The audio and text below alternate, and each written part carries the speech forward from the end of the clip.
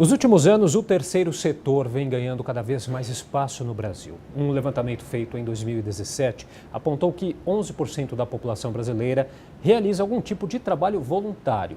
E, além disso, 28% já participou ou realizou algum tipo de atividade formal não remunerada em benefício do próximo. Mas, afinal, o que é o terceiro setor?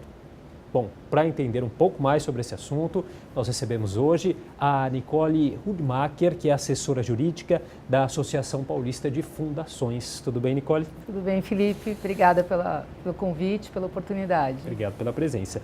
Vamos lá, Nicole. Então, o que é basicamente o terceiro setor? Bom, o terceiro setor é uma nomenclatura que é dada para o setor que congrega as organizações sem fins lucrativos. O primeiro setor é chamado o setor do governo, o setor governamental, então a gente tem todo o executivo, o legislativo é o primeiro setor.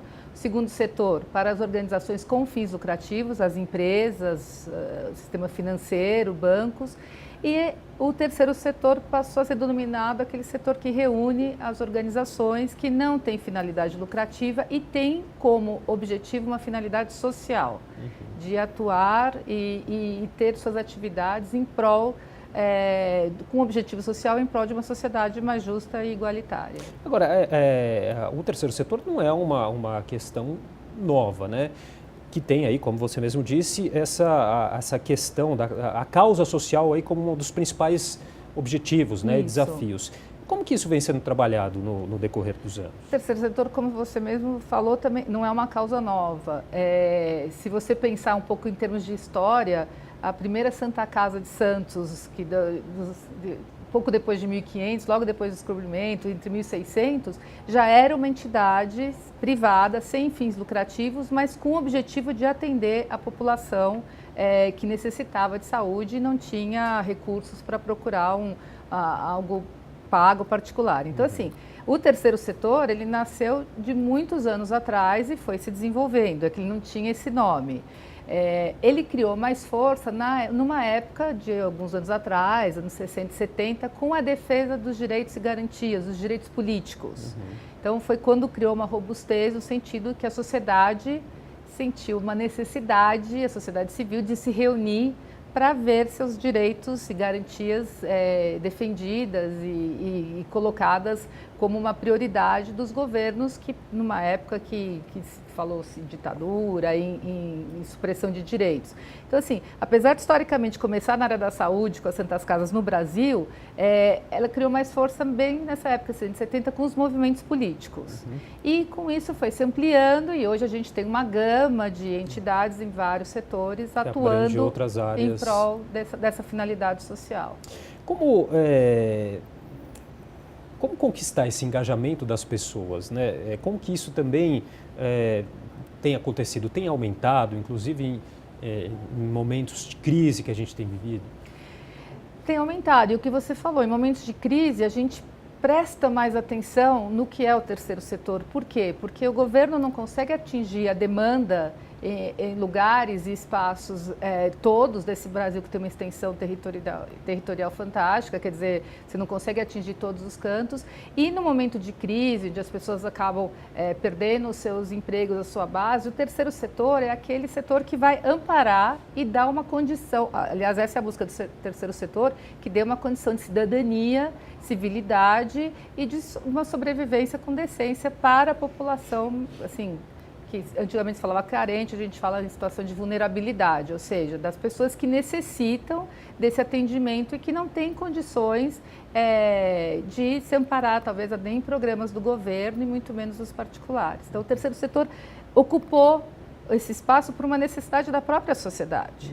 Agora, cada vez aumenta mais, quer dizer, à medida que você vê no seu entorno pessoas precisando mais de um atendimento, a sociedade acaba se engajando para evitar que isso aconteça. Então, assim, à medida que você vê que a saúde precisa ter algo mais, um incentivo maior para poder atender mais a população, a educação, você precisa ter mais pessoas estudando para que elas se desenvolvam, assistência social, tirar as pessoas na rua, né? Acolhimento de crianças, os idosos. Então, assim, a própria sociedade percebe que se ela não se mobilizar por esse social, a gente vai ter uma sociedade infeliz, triste, né? Porque a gente estava comentando, se você só é feliz se o teu entorno é feliz. Quer dizer, uma sociedade cidadã, com condições iguais para todos, é o que todo mundo almeja. Acaba ressaltando um pouco também um sentimento de apropriação, digamos assim. Sem dúvida nenhuma, você tem que se apropriar, é um direito, né? Você tem direito,